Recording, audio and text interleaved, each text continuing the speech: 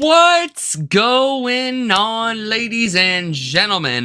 Welcome back to a brand new F1 video here today. Today we're just gonna have a little sit down and chit chat video here on the channel today. I'm not gonna lie to you guys, I only have about 30 minutes give or take before the Man United game comes on.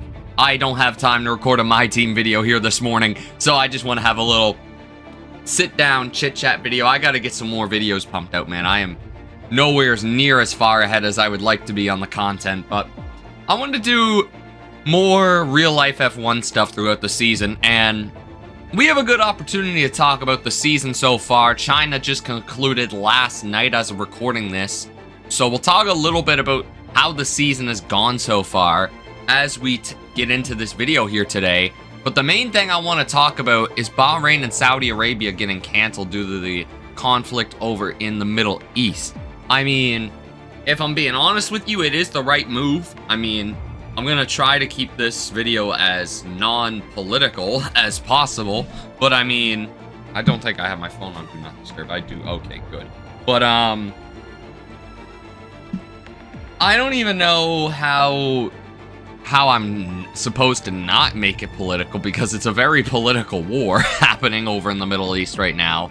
But for the safety of everyone involved, it just has to be that way at the end of the day. Like, honestly, I mean, Britain have kind of been involved in this, I guess. So, and F1 is a primarily British sport. So if you bring F1 to Saudi Arabia, a country that has been targeted throughout this entire process, I don't think it's a recipe for success. I really don't.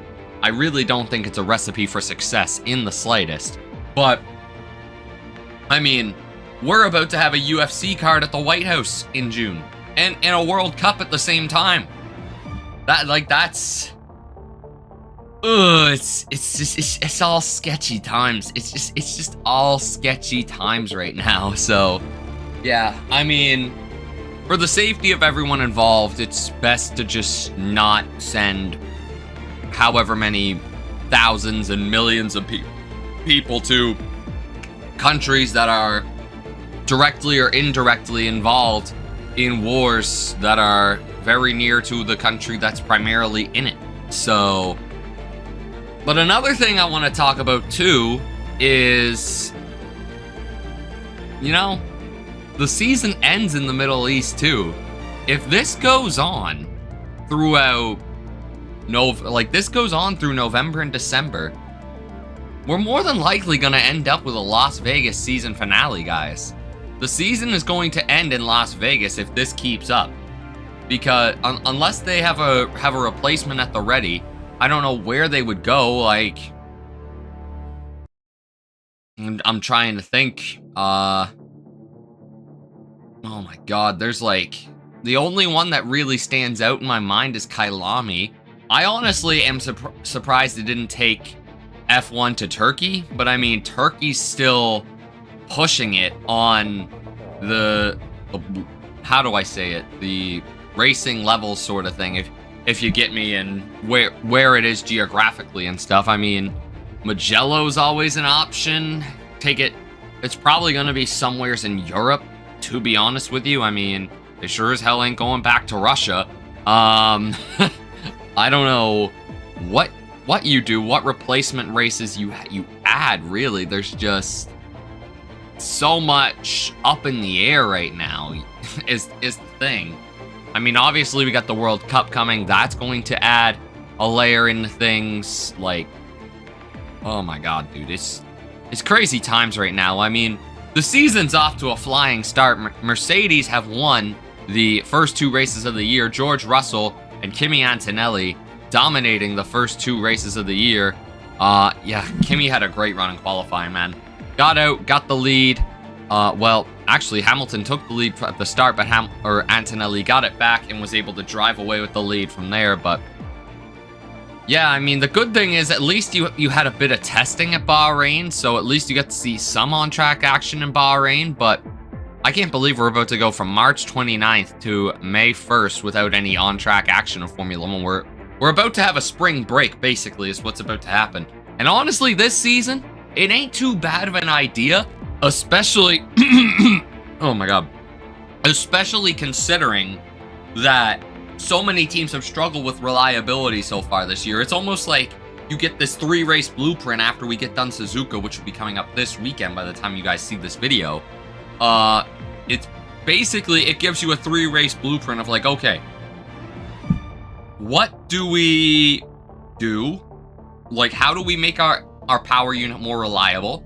How do we get more results out of the car? And it gives teams more times in the wind tunnel, gives teams more times to study. And I don't know if they're gonna tell the teams to just stay out of the shop, but I have a feeling they're going to stay in there, and not really call it a spring break, but we do get a spring break from racing, I guess. But back to the whole race cancellation thing. F1 President and Chief Executive Officer Stefano Domenicali said, while it's a difficult decision to make, it is unfortunately the right one at this stage, considering the current situation in the Middle East. I'd like to thank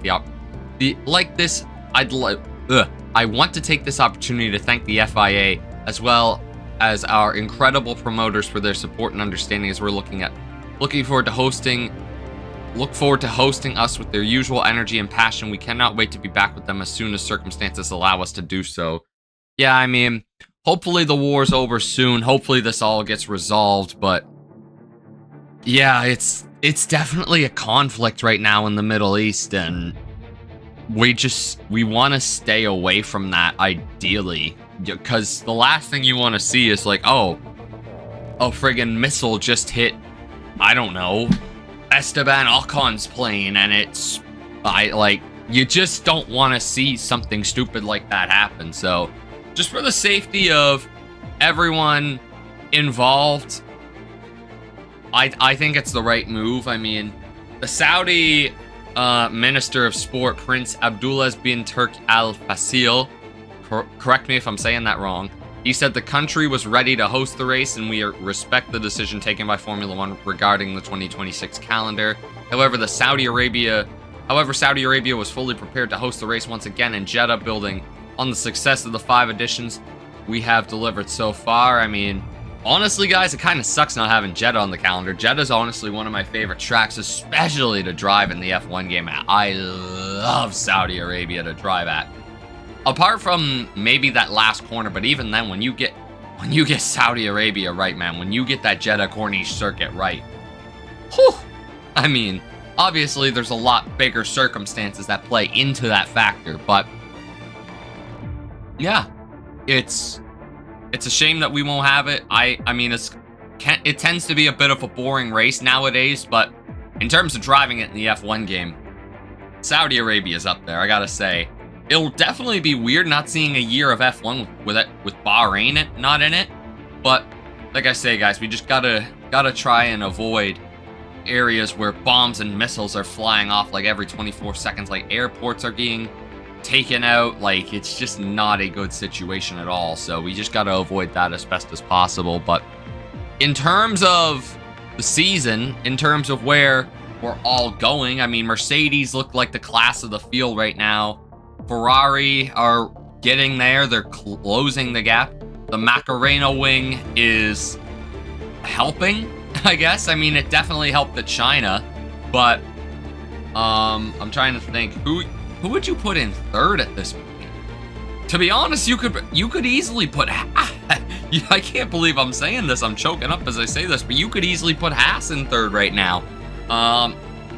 Behrman for sure. Oliver Behrman is performing phenomenally in that Haas right now. He's finished 5th last night. He's 5th in the points. You gotta give it up for Ollie Behrman, man. He's having a great start to the season. I'd probably put McLaren and Red Bull are close, but reliability issues are really haunting them right now. And I mean, Hadjar had the spin on lap 1 last night. He was able to rebound to some points. There's definitely some speed in that Red Bull. I don't know if it's the Ford power unit or what, but there is some speed in that Red Bull. They just got to get their stuff figured out. I'm trying to think who else. You'd probably put McLaren. Honestly, McLaren looked really friggin' good in China. They looked as good as Ferrari did, especially in qualifying. But The race pace died off in the sprint, and the Grand Prix, they didn't even get to start it. So, I don't know what happened. Oscar Piastri hasn't run a single Grand Prix lap the entire season so far. Poor Oscar, man. We're 2 races in, he hasn't been able to run a single lap. Dude, I hope he has a good Suzuka. I really, really hope he does. Man. Who would you probably put 6 at the moment? I mean, V-Carb looked strong. Lindblad performed very well in Australia. Lawson had a great... China, forgot the name of the country. I'm trying to think. Oh, guys. Malaysia. Why aren't we going to Malaysia? Come on, man. We should totally be having a replacement race in Malaysia. Why the hell not? Dude, that Malaysia would slap with these regs. That literally just came to my mind. I was like, let's take F1 back to Malaysia. Please. Stefano Domenicali, do us all a favor and take F1 back to Malaysia. But anyway. I'm trying to think. What else? Who would be P7 at the moment? I mean, it definitely ain't Aston Martin. I mean, Alpine looked really strong in China, but I want to see it more consistently from them. Gasly looked strong. Colapinto would have had a better race without the strategy falling away from him. And Esteban Ocon thinking that there was not an Alpine on his outside. I don't know if he just wanted to get one on Flavio Briatore, taking a Colapinto there, or what he wanted to do. But Alpine definitely looks stronger with the Merc power unit. Audi are decent as well. I mean, I think they still got a few reliability issues to find through their power unit, but Bortoleto looks strong in Australia. Hulkenberg had a decent race in China. If they can just get both cars going, I think they'll be decent, man. I think Audi will be really decent. Oh my god, I can't even remember the other teams. I mean, Cadillac are at the back at the moment, but hey, to be honest with you, Cadillac, for them, just finishing the races, honestly, the goal for Cadillac right now should just be finishing the races with both cars, especially till after Suzuka. Then you can head to Miami and like, okay, we got our blueprint now. What can we do to upgrade performance from our car at the end of the day? Aston Martin, they need Honda to get their shit together. Let's just be real. And I'm forgetting somebody. I don't know how I'm forgetting somebody. Cadillac. Dude, who am I forgetting? Oh my god. I'm not forgetting Alpine. It's a Mercedes-powered car that I'm forgetting. It's just, who the hell is it? I don't know.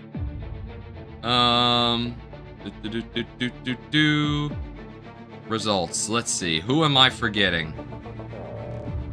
Oh, Williams. That's who I'm forgetting. Yeah, Williams are honestly P9. I don't know what they got wrong. I don't know what James Vowles got wrong. Oh, there's another great replacement. Portimao's another great replacement. Imola's another great replacement. I don't know, man. I just seen that on the article. I'm like bouncing all over with different ideas right now. But like, at the end of the day, man, I think Williams are gonna, well, I'll get back to more replacement races here in a second. But Williams, they need to just find a way to get weight out of the car. They did get points last night, though, if I'm not mistaken. Carlos Sainz did bring it home P9, if I'm not mistaken. Yes, he did. He got 2 points for the Williams team. So they will take that, I'm sure. That's going to help them out massively. Sainz is ahead of Bortoleto, Colapinto, Ocon, Hulkenberg, his teammate Bottas, Perez, Alonso, and Stroll in the points. So I'm sure they'll take that any day of the week. I mean, yeah, that's basically how constructors look right now. Mercedes leads the way, followed by Ferrari. McLaren are only 1 point ahead of Haas. Then it's Red Bull, Racing Bulls, who are actually tied on points, ironically enough. Alpine sits 7th. Honestly, I might genuinely say Alpine might jump the Red Bulls by the end of May, but we'll see there. Audi P8, Williams P9, Cadillac and Aston Martin are the 2 teams yet to score. Dude, when Cadillac score their first points, I'm going to go absolutely insane. I want to see Cadillac succeed so bad. I really want to see Cadillac succeed, but only time will tell there. Yeah, it's going to be that I don't know, man. I just want to see some replacement races in. Like, dude, I don't know why we're not having a replacement race. I don't know why. Like, why can't we just go to Portugal? It ain't far. Go to Imola. Get Imola back on the calendar. Istanbul was considered, but like, dude, there's just such a big gap there. We need one race in April. I feel like F1 fans are just gonna go insane, and all the momentum of the season could easily die off in that month. So I really don't know why we're not exploring an alternative race. But yeah, man, I don't know. I don't know. Where will you go from here? We'll see, but let me know in the comments down below, guys. Honestly, I'm just kind of throwing my ideas out mentally this episode, or this video. I'm just chucking it all out there. Let me know what you guys think in the comments down below. If you did enjoy the video, make sure you smash the like button. Drop a comment down below, guys. Subscribe and share with those notifications turned on to miss a future upload here on the channel, guys. Don't forget to join the Patreon and the Twitch. Links are in the description down below, guys, and I'll catch y'all next time around, man. We'll be heading to Suzuka in the next race, and I wish we were having a replacement race. Dude, Malaysia would be so fun to go back to. Kailami, like somewhere. I just want a replacement race. I don't know why we're not having one. I really don't. Like, when were they scheduled to compete on? Let me see here. Because when was Bahrain supposed to be ran? I believe the 12th of April, and Saudi was supposed to be the week after, if I'm not mistaken. Yeah, 10th to 12th of April was Bahrain, and 17th to 19th of April was Saudi Arabia. I wish we were still having something, man. Like, obviously, for the safety of the teams, you don't want to go do that. But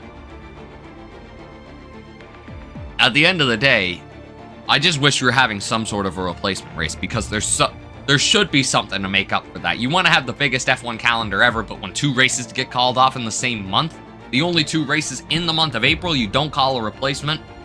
That's just beyond me, guys. But let me know what you thought in the comments down below. And yeah, guys, I'll catch you in Japan for the next F1 race. Hopefully, we'll have another My Team video up soon. I want to talk about the F1 25 2026 DLC pack. That's coming soon. Hopefully, you'll have some more updates in between the time that this video between now and when this video releases. But yeah, I'll catch you guys next time around. Until then, take care and peace.